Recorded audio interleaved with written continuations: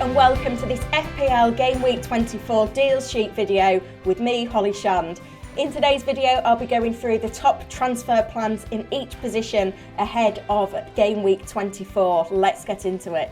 I'm recording this video on Monday morning, and one thing worth noting is that it's a really busy schedule this midweek, so I urge anyone tempted to make early transfers to just hold off. We've obviously got the final fixtures of double game week 23, the Merseyside derby, and then that title clash on Wednesday. But it's also a busy week in Europe as well. Champions League and Europa League returns, some massive fixtures as well. Spurs travel to AC Milan on Tuesday. Chelsea face Dortmund on Wednesday, and then on Thursday, Manchester United are going to the Nou Camp to play Barcelona. So a lot going on, so please hold off on transfers if you can.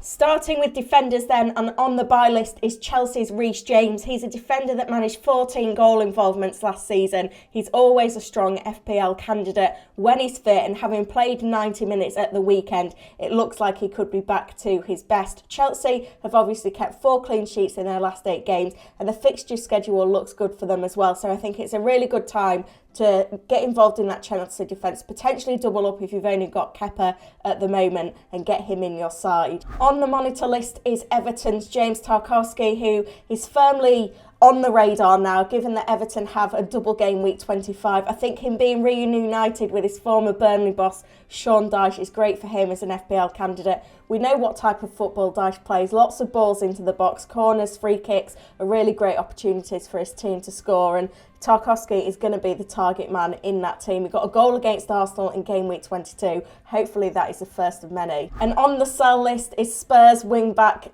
Ivan Perisic.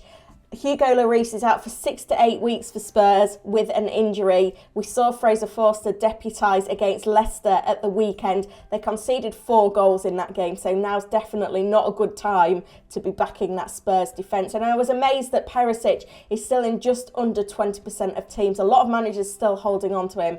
With no doubles coming up in the schedule, now's a perfect time to sell. Into the midfield then, and we were debating all last week on which Arsenal midfielder is the one to own, and it turns out Bukayo Saka is the one. It was his underlying numbers that really impressed me at the weekend against Brentford. He was top among all Premier League players for shots with 7.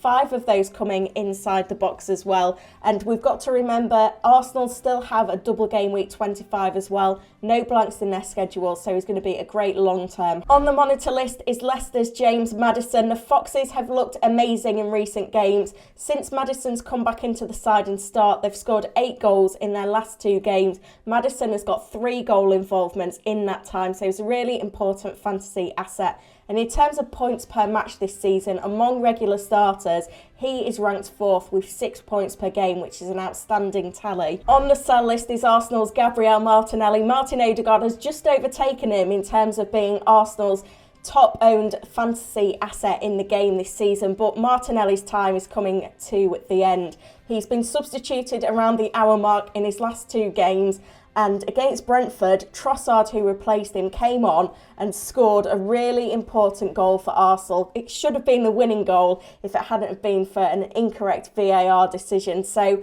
that just tells you everything you need to know about Martinelli. His place is going to be seriously at risk now with Trossard scoring in that side. And we've got to remember, with a double game week still to come for Arsenal, it's really important, I'm stressing it again, that we're on the right Arsenal assets, and right now Martinelli is not that. Moving on to forwards then, and one that caught my eye in game week 23 was Joao Felix. He had 3 shots and 2 key passes, looked really involved for Chelsea, and I think he could be the consistent starter in Graham Potter's lineup now. Obviously there's a lot of talent, lots of new signings to bed in, but they're a side that are improving, and I think Felix leading the line could be a regular. He's an important pick, and Chelsea's fixtures are turning for the better now with a nice run of games coming up. On the monitor list is Brentford's Ivan Toney. They've got the Arsenal game out of the way now, which is good for them. He had 2 shots on target, 2 big chances in that game, and you know, he's such a consistent scorer in FPL, a great penalty record as well, which makes him a really important pick. Now, the fixtures are going to be a nightmare to navigate for Brentford because they blank in game week 25,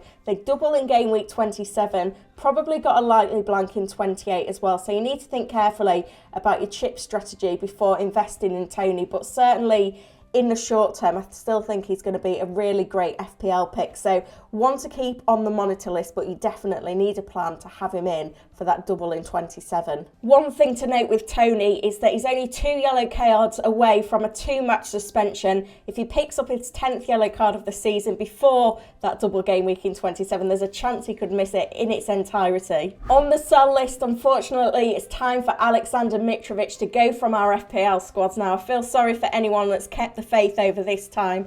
Missed penalties, suspensions. In fact, Fulham have scored 4 goals over the last 5 game weeks. Mitrovic has been involved in none of them. He did look promising against Nottingham Forest. He had 7 shots in the box, which was a leading tally among all Premier League players, but it's just not translating to points right now. Fulham aren't scoring enough goals. He's not dominating enough in Fulham's goals, so now is the time to sell with no double game weeks coming up for the Cottagers. Let me know in the comments your transfer plans for game week 24. I aim to answer all of your questions within 24 hours of the video going live. I'll be back later in the week with the team selection. Bye for now.